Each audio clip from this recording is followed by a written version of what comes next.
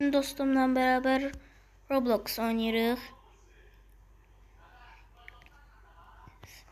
Yani o bilmiyor, ben böyle danışıram yani. O da videoda büyük ihtimal görecek. Oynuyoruz, gizli yerler gösterecek. Yani idaretçisi ben değilim yani ben kayıtçıyam. O yani ondan göründü yani ben danışmıram. 3 2 1 daha ondan o yazır elə.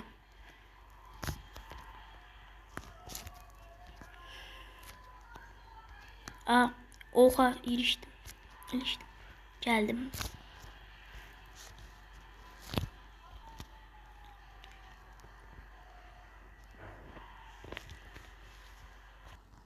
Her dostlar, ilk gizli yerimiz kurtardı. İlk gizli yerimiz üstünde.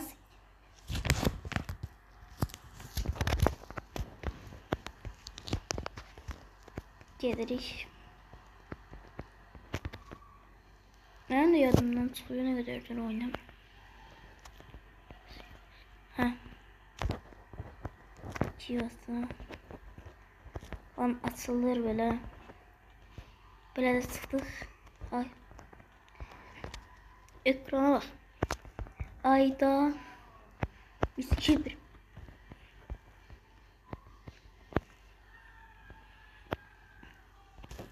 Her dostlar, ikinci gizli yerimizde kurtardı. Olsun birden. İyi oldu bu.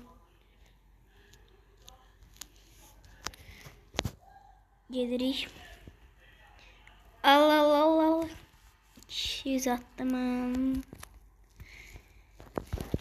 Bir de işte dostlar, Roblox video yani Roblox harcama video olabilir. Roblox'um var.